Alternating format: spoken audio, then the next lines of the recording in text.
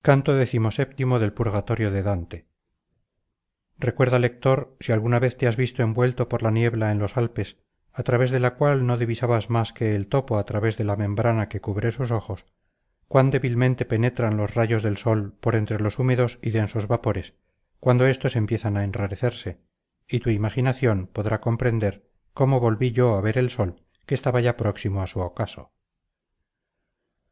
Con tal luz, igualando los míos a los fieles pasos de mi maestro, salimos fuera de aquella nube cuando los rayos estaban ya amortiguados por la parte inferior de la montaña. Oh imaginación, que a veces separas de tal modo a nuestra alma de la percepción de las cosas exteriores, que el hombre no distingue nada, aunque suenen en torno suyo 1000 trompetas. ¿Quién te anima si los sentidos no te aguijonean? Ah, lo que te anima es una luz que se forma en el cielo por sí misma o por la bondad divina que la envía aquí abajo. En mi imaginación aparecieron las huellas de la impiedad de aquella que se transformó en el pájaro que más se deleita cantando. Entonces mi espíritu se reconcentró tanto en sí mismo que no llegaba hasta él ninguna cosa exterior. Después descendió a mi apartada fantasía la imagen desdeñosa y fiera de un crucificado a quien veía morir. Junto a él estaba el grande Asuero, Ester su esposa y el justo Mardoqueo, que en sus obras y en sus palabras fue tan recto. Cuando se desvaneció por sí misma aquella visión como una burbuja a la que falta el agua de que estaba formada, surgió a mi imaginación una doncella que llorando desconsolada decía: «Oh reina, ¿por qué tu cólera te redujo a la nada? Te has dado muerte por no perder a Lavinia, sin embargo me has perdido, y yo soy la que lloro, madre, tu pérdida, antes que la de otro». Así como se interrumpe el sueño cuando una nueva luz hiere de repente nuestros ojos, y aunque interrumpido se agita antes de morir enteramente, así terminaron mis visiones tan pronto como me dio en el rostro una claridad mucho mayor de la que estamos acostumbrados a ver. Me volví a uno y otro lado para examinar el sitio en que me encontraba, cuando oí una voz que decía: «Por aquí se sube», la cual dio nuevo curso a mis ideas y obligó a mi voluntad a mirar quién era el que hablaba con tal prontitud que no hubiera descansado hasta averiguarlo. Pero lo mismo que nuestra vista tiene que inclinarse ante el sol que se vela bajo su luz, desfalleció allí mi valor. Este, me dijo mi maestro, es un espíritu divino que nos dirige por el camino que hemos de seguir, sin que se lo hayamos rogado, ocultándose él mismo a favor de su luz. Hace con nosotros lo que el hombre debe hacer consigo mismo, y no como el que espera una súplica, y conociendo la necesidad de ella se prepara malignamente a rehusar todo socorro. Ahora nuestros pies pueden prestarse a obedecer tan cortés invitación. Apresuremos, pues, nuestra subida antes de que oscurezca, porque después no podríamos hasta que asomara el día. Así dijo mi guía, y ambos dirigimos nuestros pasos hacia una escalera. En cuanto estuve en la primera grada, sentí junto a mí como un movimiento de alas que aventaba mi rostro, y oí decir: «Beati pacifici», que carecen de pecaminosa cólera. Estaban ya tan elevados sobre nosotros los últimos rayos a quienes sigue la noche, que las estrellas aparecían por muchos lados. «Oh valor mío, ¿por qué así te alejas?», decía yo entre mí, por sentir que flaqueaban mis piernas. Nos encontrábamos donde concluía la escalera y estábamos parados como la nave que llega a la playa. Observé un momento por si oía algo en el nuevo círculo y después, dirigiéndome hacia mi maestro, le dije: «Dulce Padre mío, dime, ¿qué ofensa se purifica en el círculo en que estamos? Si separan nuestros pies, no detengas tus palabras». Me contestó: «El amor del bien que no ha cumplido su deber se recupera aquí. Aquí se castiga al tardío remero. Pero para que lo entiendas más claramente, dirige tu pensamiento hacia mí y cogerás un buen fruto de nuestra detención». «Hijo mío», empezó a decir, «ni el Creador ni criatura alguna carecieron jamás de amor, bien sea natural o espiritual, según te consta. El natural no se equivocó nunca. El otro puede errar por un objeto culpable, por poco o por mucho fervor. Mientras que se dirige a los principales bienes y se modera en su afecto a los secundarios, no puede ser causa de falta censurable, pero cuando converge al mal, o se lanza al bien con mayor o menor solicitud de la que debe, este amor, hechura de Dios, se vuelve contra Dios mismo. De aquí puedes deducir que el amor es en nosotros la semilla de toda virtud y de toda acción que merezca castigo. Ahora bien, como el amor no puede ser indiferente al bienestar de su objeto, todas las cosas están preservadas de su propio odio, y como ningún ser creado puede estar separado del primero, ni existir por sí solo, todo sentimiento que tienda a odiar a su creador es imposible. Resulta, pues, si mi deducción es lógica, que el mal que se ama es contra el prójimo, y que este amor nace de tres modos en vuestra enlodada tierra. Ya por esperar elevarse sobre la ruina del prójimo, deseando sólo por esto que se derrumbe desde la altura de su grandeza, ya por miedo de perder mando, gracia, honor y fama ante la elevación de otro, causando esto tal disgusto que se anhela lo contrario, y ya por haber recibido alguna injuria que irrita al hombre y le hace ávido de venganza, dedicándose únicamente a buscar el mal de su ofensor. Este triforme amor es el que hemos visto llorar en los círculos inferiores. Ahora quiero que conozcas el otro amor que corre al bien sin orden ni medida. Cada cual concibe confusamente y desea un bien en el que se recree el alma, y por eso se esfuerzan todos en alcanzarlo. Si vuestro amor es lento en dirigirse o en adquirir aquel bien, este círculo os da el debido castigo, aun después de vuestro arrepentimiento en vida. Existe otro bien que no hace al hombre dichoso, no es la felicidad, no es la buena esencia, el fruto y la raíz de todo bien. El amor que se entrega demasiado a ese bien se castiga en los tres círculos superiores a éste, pero no te diré el modo cómo está hecha esta división, a fin de que lo busques por ti mismo. Fin del canto XVII del Purgatorio. Canto XVIII del Purgatorio de Dante. El gran doctor había terminado su razonamiento y miraba atentamente mis ojos para ver si me dejaba satisfecho, y yo, que me sentía excitado por una nueva sed, callaba exteriormente, pero decía en mi interior: quizá le fatiguen mis numerosas preguntas, mas aquel padre veraz, que adivinó el tímido deseo que no me atrevía a descubrir, hablándome, me dio aliento para hablar, por lo que le dije: maestro, mi vista se aviva de tal modo con tu luz que discierne claramente cuanto tu razón abarca o describe. Por eso te ruego, dulce y querido Padre, que me definas el amor al que atribuyes toda buena acción y su contraria. Dirige hacia mí, me dijo, las penetrantes luces de tu inteligencia y te será manifiesto el error de los ciegos que se convierten en guías.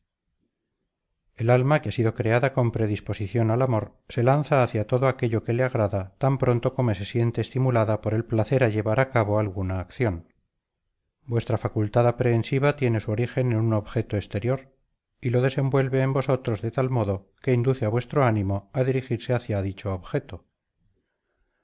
Y si al volverse se abandona a él, ese abandono es amor, y ese amor es la naturaleza que de nuevo se une a vosotros por medio del placer del alma.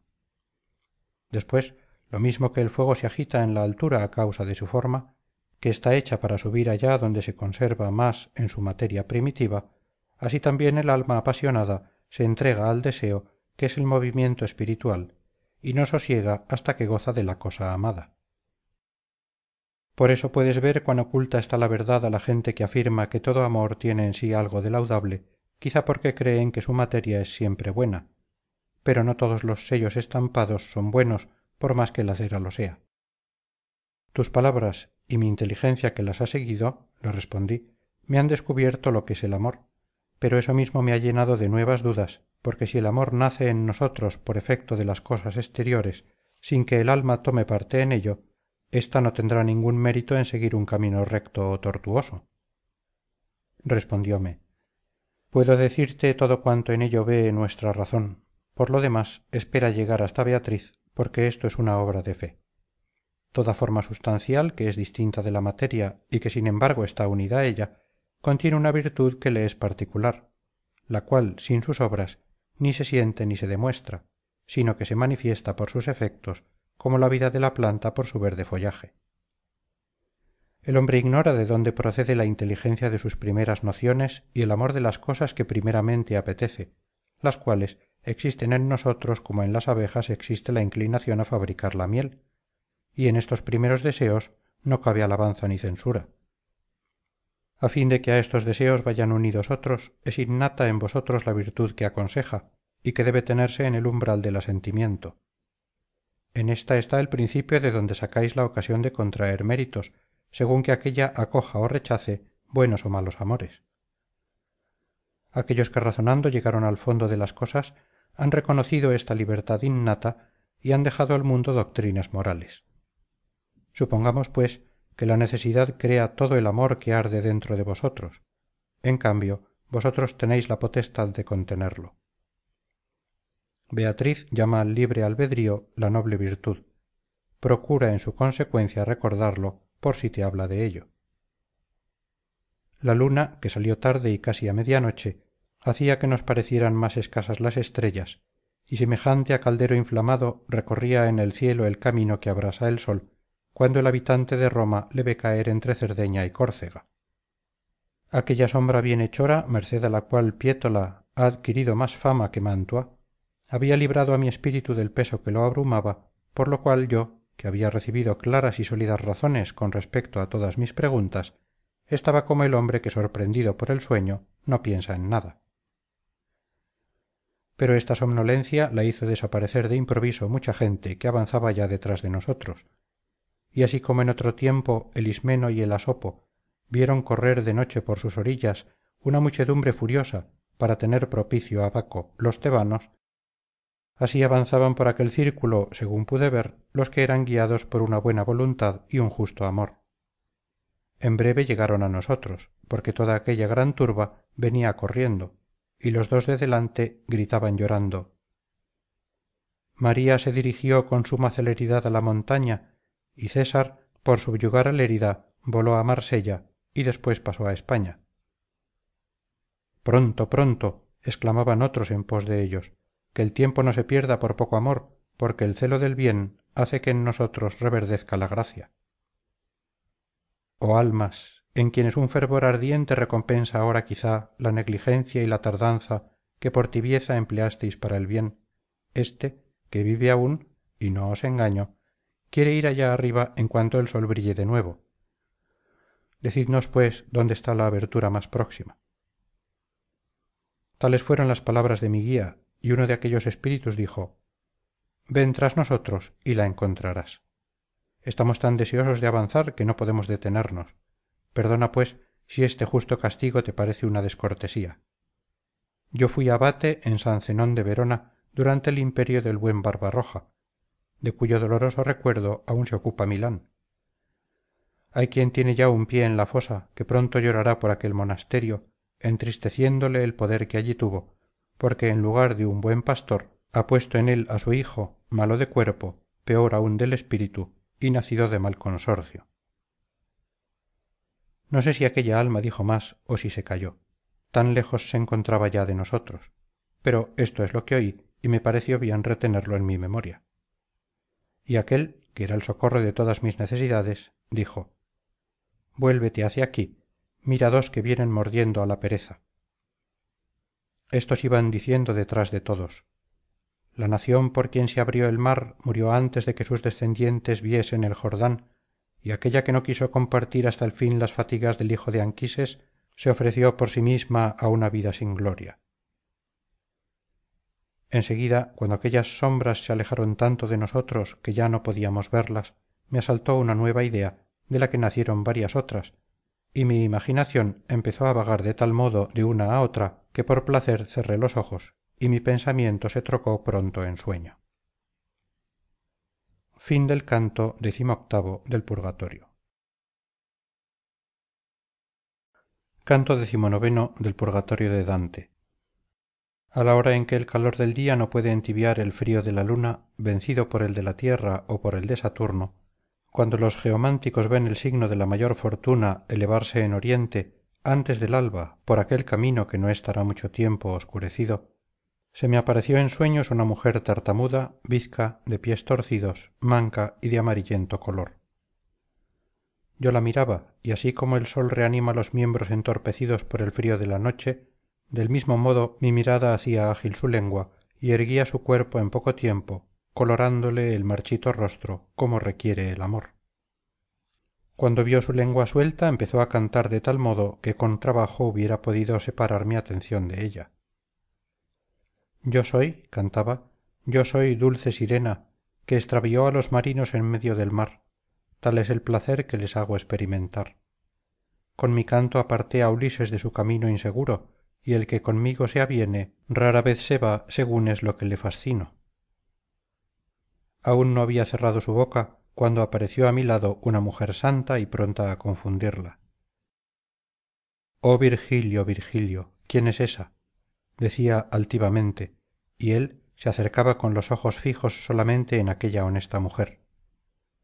Esta cogió a la otra, la abrió por delante y me descubrió su vientre. La pestilencia que de él salía me despertó. Volví los ojos y el buen Virgilio me decía: lo menos te he llamado 3 veces, levántate y ven, busquemos la abertura por donde has de entrar. Me levanté. Todos los círculos del sagrado monte estaban inundados por la luz del día y continuamos caminando teniendo al sol a nuestra espalda. Mientras le seguía, llevaba yo la frente como aquel a quien abruman los pensamientos, que de sí mismo hace un arco de puente, cuando oí: venid, por aquí se pasa. Estas palabras fueron pronunciadas con un tono tan suave y benigno como no se oye en esta región mortal. Con sus alas abiertas, que parecían de cisne, el que nos había hablado así nos condujo por entre las 2 laderas del áspero peñasco. Movió después sus plumas y aventó mi frente, afirmando que son bienaventurados qui lugent, porque tendrán con qué consolar sus hermosas almas. ¿Qué tienes que contemplas en el suelo?, me preguntó mi guía poco después que el ángel se hubiera elevado sobre nosotros. Le contesté: me ha sumergido en tales dudas una nueva visión que me atrae de tal suerte que no puedo eximirme de pensar en ella. ¿Has visto, me dijo, aquella ciudad encantadora por quien se vierten tantas lágrimas en los círculos a donde nos dirigimos? ¿Has visto cómo el hombre puede desprenderse de ella? Bástete pues esto y ven pronto. Vuelve tus ojos a la invitación que te hace el Rey Eterno, mostrándote la belleza de las estrellas que en torno a él giran. Como el halcón que mirando antes sus garras acude al grito de su dueño y extiende su vuelo, excitado por el deseo de la presa que le atrae, así recorrí yo la roca que se hiende para ofrecer un paso al que sube hasta el sitio donde se entra en el 5.º círculo. Cuando hube penetrado en el 5.º círculo vi por él gente tendida boca abajo y llorando. Adesit pavimento anima mea, les oía exclamar en medio de tan profundos suspiros que apenas se comprendían sus palabras. Oh elegidos de Dios, cuyos sufrimientos hacen menos duros la justicia y la esperanza, dirigidnos hacia las altas gradas. Si venís aquí, libres de estar tendidos, y queréis encontrar más pronto el camino, llevad siempre vuestra mano derecha extendida sobre el borde exterior del círculo. Tal fue la pregunta del poeta y tal la respuesta que le dieron un poco más adelante de nosotros. Por sus palabras adiviné el pensamiento que ocultaba, y volviendo mis ojos hacia los de mi maestro, conocí por una señal agradable de éste que consentía en lo que mi mirada pedía con tal deseo. Cuando tuve el poder de obrar a mi gusto, me dirigí hacia aquella criatura cuyas palabras me habían hecho notar su pensamiento, diciéndole: Espíritu, en quien el llanto madura la expiación, sin la cual no se puede llegar hasta Dios, suspende un momento por mí tu mayor cuidado. Dime quién fuiste y por qué tenéis todos la espalda vuelta hacia arriba, y si quieres que pida por ti alguna cosa en el mundo de donde salí vivo.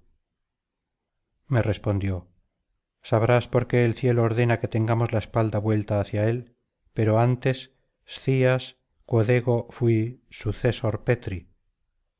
Entre Sesti y Chiavari se interna un hermoso río, y de su nombre toma origen el título de mi sangre.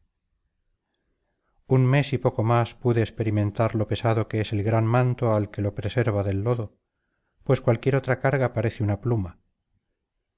Mi conversión, ay de mí, fue tardía, pero cuando fui elegido pastor romano conocí lo engañosa que es la vida. Vi que allí no reposaba el corazón, ni se podía subir más alto en aquella vida mortal, así es que el amor de la eterna inflamó mi alma. Hasta entonces fui un alma miserable y alejada de Dios, y completamente avara, por lo cual sufro el castigo que ves.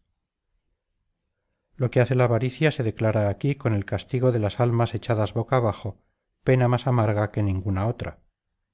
Así como nuestros ojos, fijos en las cosas terrenales, no miraron nunca hacia arriba, del mismo modo la justicia hace que se arrastren por el suelo. Así como la avaricia extinguió en nosotros el amor hacia todo el bien verdadero e hizo fracasar toda buena acción, así también la justicia nos tiene aquí oprimidos, atados de pies y manos e inmóviles y extendidos mientras plazca al justo Señor. Yo me había arrodillado y quise hablar, pero cuando empezaba el espíritu se apercibió, con solo escuchar, de este acto de reverencia, y me dijo: ¿Por qué te inclinas al suelo de este modo? Le contesté: mi recta conciencia me obliga a daros esta muestra de respeto. Endereza tus piernas y levántate, hermano, repuso. No te engañes. Como tú y los demás, soy servidor de la misma potestad. Si has podido comprender aquellas palabras evangélicas que dicen neque nubent, bien puedes ver por qué hablo así. Vete ya, no quiero que te detengas por más tiempo, que tu permanencia aquí da treguas a mi llanto, con el que acelero lo que tú has dicho antes. Tengo allá abajo una sobrina que se llama Alagia, naturalmente buena, a no ser que nuestra casa la haya pervertido con su ejemplo. Ella sola me queda ya en el mundo. Fin del canto XIX del Purgatorio. Canto XX del Purgatorio de Dante. Una voluntad no puede luchar contra otra mejor, así que para complacer a aquel espíritu saqué del agua la esponja no saturada de mi curiosidad. Me puse en marcha y mi guía se encaminó también por los sitios que había expeditos a lo largo del dorso del monte, como se anda por un muro estrecho a lo largo de las almenas, porque las almas que funden gota a gota por sus ojos el mal que se apodera del mundo entero ocupan toda la otra parte exterior. Maldita seas, antigua loba, que con tu hambre profunda e insaciable haces más presas que todas las demás fieras. Oh cielo, cuyas revoluciones inducen a creer que son causa de los cambios que experimentan las cosas y las condiciones humanas, ¿cuándo vendrá aquel ante quien huirá aquella?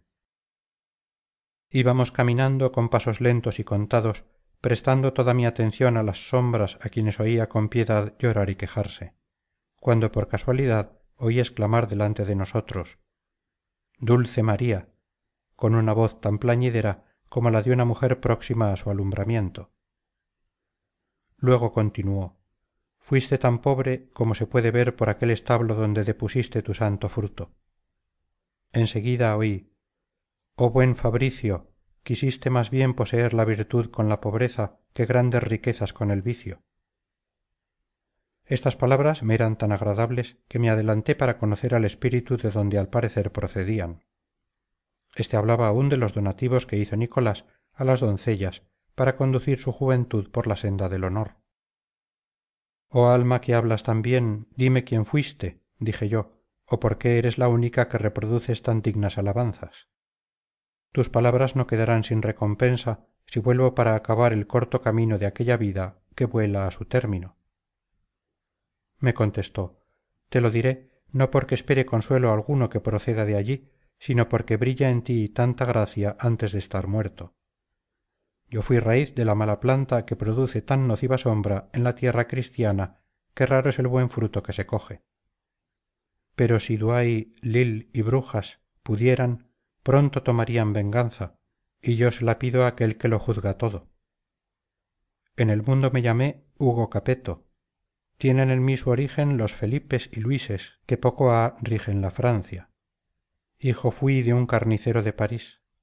Cuando faltaron los antiguos reyes, excepto uno que estaba revestido de paños grises, empuñé las riendas del gobierno del reino y tuve tal poder en mi nueva posición y me vi tan rodeado de amigos que se prometió la corona vacante a la cabeza de mi hijo, de quien han salido los huesos sagrados de los nuevos reyes.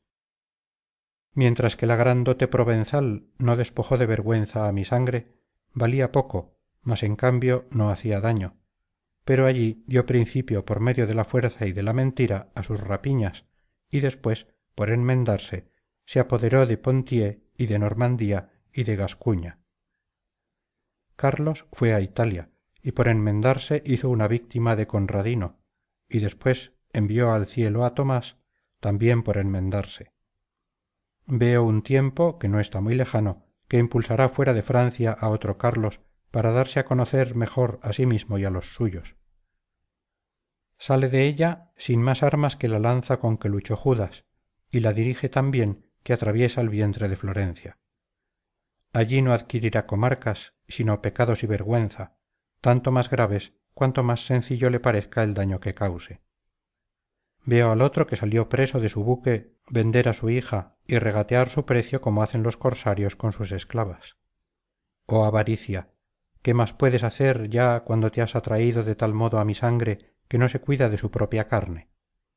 Porque parezca menor el mal futuro y el pasado, veo entrar en Anagni la flor de lis y a Cristo prisionero en la persona de su vicario.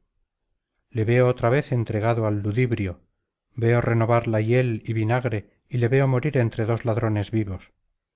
Veo tan cruel al nuevo Pilatos que esto no le basta, y sin decreto de los que están autorizados para ello, lleva hasta el templo sus ambiciosos deseos. Oh Señor mío, ¿cuándo seré bastante dichoso para contemplar la venganza que oculta en tus arcanos le hace grata su cólera? En cuanto a lo que yo decía de la única esposa del Espíritu Santo y que te ha hecho dirigirte hacia mí para obtener alguna explicación, te diré que forma parte de nuestras oraciones mientras dura el día, pero en cuanto anochece, citamos en su lugar ejemplos del todo contrarios. Entonces recordamos a Pigmalión, a quien su pasión por el oro hizo traidor, ladrón y parricida, y la miseria del avaro Midas, castigado por su ambiciosa petición, de la que es preciso burlarse siempre.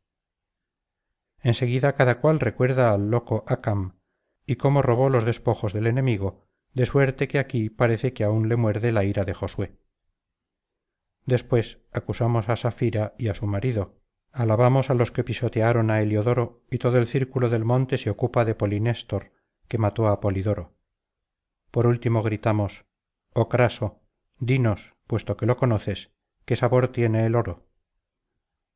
A veces hablamos unos en alta voz, otros en voz baja, según la afección que nos estimula, ya con más o menos fuerza. Ahora no era yo solo el que recordaba el bien de que nos ocupamos durante el día, pero no había otro aquí cerca que levantara tanto la voz. Nos habíamos separado ya de aquel espíritu y procurábamos subir por el camino tanto cuanto nos era permitido, cuando oí retemblar el monte como si cayera alguna cosa. El frío que me produjo sólo puede compararse con el que siente el que está próximo a la muerte. Delos no se estremeció en verdad tan fuertemente antes que Latona anidase en él para dar a luz los dos ojos del cielo. Después resonó por todos los ámbitos de la montaña tal grito que el maestro se dirigió hacia mí diciendo: «No titubees mientras yo te guíe». «Gloria in excelsis Deo», decían todos, según pude comprender por salir de un punto cercano a donde yo estaba, y desde el que se podía oír esta exclamación. Nos quedamos inmóviles y en suspenso como los pastores que fueron los primeros en oír aquel canto, hasta que cesó el temblor y acabó el himno. Emprendimos nuevamente nuestro santo camino, mirando las sombras que yacían por el suelo vueltas boca abajo y exhalando su acostumbrado llanto. Si mi memoria no se equivoca, jamás me ha atormentado tanto la ignorancia de una cosa, ni tanto me ha excitado el deseo de averiguar algo, según lo que este deseo ocupaba entonces mi mente. Por la premura de nuestra marcha no me atrevía a preguntar. Por mí mismo no podía ver nada, así es que caminaba tímido y pensativo. Fin del canto 20 del Purgatorio. Canto 21 del Purgatorio de Dante. Aquella sed natural que no se sacia más que con el agua por la cual la samaritana pidió la gracia, me atormentaba y me excitaba en pos de mi guía por aquel camino obstruido, sintiéndome movido a compasión ante la justa venganza de Dios. Y he aquí que del mismo modo que según refiere Lucas se apareció Cristo, después de salir del sepulcro, a dos hombres que encontró en el camino, así se nos apareció una sombra que venía en pos de nosotros mirando a sus plantas las almas tendidas. Aún no habíamos reparado en ella cuando nos dirigió la palabra diciéndonos: hermanos míos, la paz de Dios sea con vosotros. Nos volvimos presurosamente y Virgilio le hizo la demostración que convenía a aquel saludo. Después le dijo: que el concilio bienaventurado te admita en paz la corte de verdad que me relega a un destierro perpetuo. ¿Cómo y por qué? Preguntó el espíritu, vais tan deprisa, si sois sombras que Dios no admite allá arriba. ¿Quién os ha guiado hasta aquí por su escala? Mi doctor contestó: si examinas las señales que lleva éste y traza el ángel, podrás ver que tiene el derecho de reinar con los buenos. Pero como aquella que hila de noche y de día no había terminado aún la usada que le correspondía, y que Cloto prepara e impone a cada uno de nosotros, su alma, que es de una naturaleza hermana a la nuestra, viniendo aquí no podía venir sola, porque no puede ver como nosotros. Por esta razón fui yo sacado de la vasta garganta del infierno y se lo enseñaré hasta donde mi ciencia pueda guiarle. Pero dime, si es que lo sabes, ¿por qué ha dado antes el monte tales sacudimientos y por qué todas las almas parecían gritar a la vez hasta el pie de aquel bañado por el mar? Por medio de esta pregunta Virgilio acertó como en una aguja con el ojo de mi deseo, de suerte que merced a la esperanza mi sed sintió menos su ardor. Aquel empezó de esta manera: no sin fundado motivo siente eso la religiosa montaña ni está fuera de sus leyes. Este sitio está libre de toda conmoción. El ruido no puede proceder más que de aquello que el cielo recibe digno de sí mismo, y no de otra causa. Porque no llueve, ni graniza, ni nieva, ni cae escarcha ni rocío más acá de la puerta de las 3 pequeñas gradas. No aparecen nubes densas ni enrarecidas, ni se ven relámpagos ni a la hija de Taumas, que allá abajo cambia con frecuencia de sitio. No hay seco vapor que se eleve a mayor altura de la de aquellas 3 gradas de que he hablado, donde tiene sus plantas el vicario de Pedro. Quizá más abajo el monte experimente sacudidas más o menos violentas, pero por más viento que esconda la tierra, no sé en qué consiste, que aquí no se ha sentido nunca. La montaña tiembla únicamente cuando alguna alma, sintiéndose purificada, se eleva o se mueve para subir, acompañándola aquel cántico. Su sola voluntad es la prueba de la purificación. Aquella excita al alma, libre ya, a mudar de sitio, gozando ésta de tan justa voluntad. No por eso deja de sentir antes de tiempo el deseo ineficaz de subir al cielo, pero sin dejar tampoco el deseo de satisfacer a la justicia divina, pues ésta le impone por el castigo el mismo anhelo que tuvo por el pecado. Yo, que he estado tendido bajo el dolor más de 500 años, no he sentido hasta este momento la libre voluntad de una mansión mejor. Por eso has sentido el terremoto y a los piadosos espíritus alabando por la montaña a aquel Señor que los admitirá pronto en su seno. Así habló, y como el hombre goza tanto más en beber cuanto mayor es su sed, no sabré decir el contento que me dio. Mi sabio guía le dijo: ahora veo la red en que estáis prendidos y el modo de librarse de ella, la causa del temblor del monte y por la que os congratuláis. Ahora haznos saber, si lo tienes a bien, quién fuiste y por qué has estado tendido durante tantos siglos. Permítame que lo deduzca de tus palabras. En aquel tiempo en que el buen Tito, con la ayuda del supremo rey, vengó las heridas por donde salió la sangre que había vendido Judas, respondió aquel espíritu: estaba yo allí abajo llevando el nombre que más dura y honra más, bastante famoso, pero sin fe. Fue tan dulce mi canto que a pesar de ser tolosano, Roma me atrajo, mereciendo que coronaran mis sienes de mirto. Aún me llama Stacio la gente que allí vive. Canté a Tebas y después al gran Aquiles, pero caí en mi camino llevando mi segunda carga. Mi ardor encontró las chispas de la divina llama que lo inflamaron y que han inflamado a más de 1000. Hablo de la Eneida, la cual fue mi madre y mi nodriza en poesía.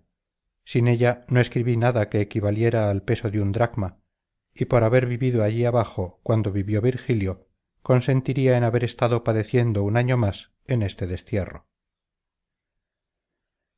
Estas palabras hicieron que Virgilio se volviera hacia mí con un ademán que aunque tácitamente decía: cállate. Pero la facultad de la voluntad no lo puede todo, porque la risa y el llanto siguen de tal modo a la pasión de que proceden, que en los hombres más veraces no esperan para manifestarse a aquella facultad, por lo cual yo sonreí como hombre que expresa por medio de señas lo que quiere significar con las palabras. Así es que la sombra se calló y me miró a los ojos donde el pensamiento se refleja más. Ah, ojalá puedas llevar a buen término tu grande obra, dijo. Mas, ¿por qué tu rostro me ha mostrado ahora ese relámpago de sonrisa? Vime entonces apurado entre ambos. El uno me obligaba a callar, el otro me incitaba a hablar, por lo cual me contenté con suspirar y fui comprendiendo. Puedes hablar sin temor, me dijo mi maestro. Habla y dile lo que pregunta con tanto empeño. Contesté pues, quizá te asombres, antiguo espíritu, de mi sonrisa, pero quiero causarte mayor admiración. Este que guía mis ojos hacia arriba es aquel Virgilio de quien adquiriste ánimos para ocuparte en tus versos de los actos de los hombres y de Dios. Si creíste que mi sonrisa tenía otra causa, deséchala como errónea y cree que sólo procedía de las palabras que pronunciaste con respecto a él. Stacio se inclinaba ya para abrazar las rodillas de mi señor, pero éste le dijo: Hermano, no lo hagas, que tú eres sombra y ves ante ti a otra sombra. Y él, levantándose, contestó: Tú puedes comprender ahora la magnitud del amor que por ti me inflama cuando olvido nuestra vanidad tratando a una sombra como a un cuerpo sólido. Fin del canto 21 del Purgatorio.